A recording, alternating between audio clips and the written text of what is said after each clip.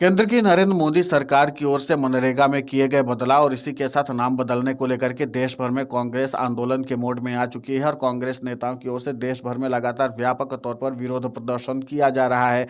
इसी कड़ी में मध्य प्रदेश के रीवा जिले में भी कांग्रेस की नेत्रियों ने व्यापक तौर पर प्रदर्शन किया और केंद्र की नरेंद्र मोदी सरकार के खिलाफ जमकर नारेबाजी की और प्रधानमंत्री नरेंद्र मोदी की कड़े शब्दों में आलोचना की है। आपको बता दें कि महिला कांग्रेस की पूर्व प्रदेश सचिव लक्ष्मी सिंह परिहार ने भी केंद्र की नरेंद्र मोदी सरकार पर तीखा हमला बोला है।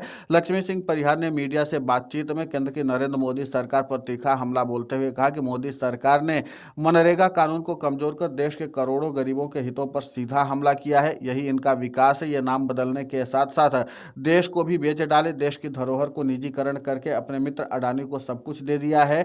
जंगल जमीन भाजपा के सारे काम दिखावा के रूप में सामने आ रहे हैं।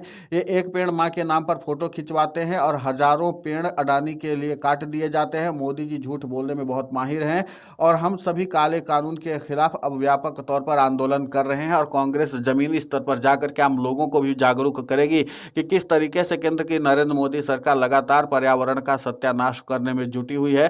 प्रधानमंत्री नरेंद्र मोदी विश्व भर में जाकर के ग्लोबल वार्मिंग पर भाषण देते हैं, चिंता जताते हैं और अपने ही देश में तमाम जो प्राकृतिक धरोहरें हैं उनको लगातार नष्ट करने में जुटे हुए हैं। इसी के साथ गरीबों का शोषण करने में केंद्र की नरेंद्र मोदी सरकार अव्वल दर्जे की आगे है।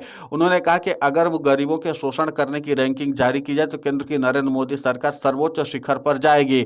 और आपको बता दें कि लक्ष्मी सिंह परिहार ने मीडिया से बातचीत में इस बात पर भी बल दिया कि केंद्र की नरेंद्र मोदी सरकार लूट खसूट के अलावा आम जनता को परेशान करने के अलावा कुछ नहीं कर रही है और इसी के नाते से हम सब लोग व्यापक तौर पर आंदोलन चला रहे हैं। लक्ष्मी सिंह परिहार ने इस बात पर बल दिया कि अगर केंद्र की नरेंद्र मोदी सरकार महात्मा गांधी से इतनी ही नफरत करती है तो जाहिर सी बात है कि जो भी नाम बदलना है बदल दे, लेकिन केंद्र की मोदी सरकार को इस बात का जवाब देना ही पड़ जाएगा कि आखिर राष्ट्रपिता महात्मा गांधी से इतनी नफरत और विरोध क्यों है। जिस स्कीम के तहत देश भर के करोड़ों गरीबों को रोजगार मिलता था, उनका जीवन यापन होता था, उसके नाम बदलने से क्या कुछ बदल जाएगा और क्या गरीबों का जीवन जो है वो सुधर जाएगा? बिल्कुल भी नहीं सुधरेगा। जाहिर सी बात है कि इस तरीके के सवाल जो हैं वो उबाल ले रहे हैं और लक्ष्मी सिंह परिहार ने भी तीखे शब्दों में हमला बोल करके सीधे तौर पर केंद्र की नरेंद्र मोदी सरकार को चुनौती दी है और उन्होंने प्रधानमंत्री नरेंद्र मोदी की कड़े शब्दों में आलोचना भी की है। उन्होंने कहा कि प्रधानमंत्री नरेंद्र मोदी सिर्फ झूठ बोलते हैं और इसी के नाते से वो ये दिखाते हैं कि वो महात्मा गांधी का बहुत सम्मान करते हैं। उनके नाम पर चलाई जा रही योजना का नाम बदलना कहां तक उचित है? अगर मोदी जी महात्मा गांधी का सम्मान करते हैं तो इस तरीके की योजनाओं के साथ छेड़छाड़ नहीं करते जो गरीबों से जुड़ी हुई है।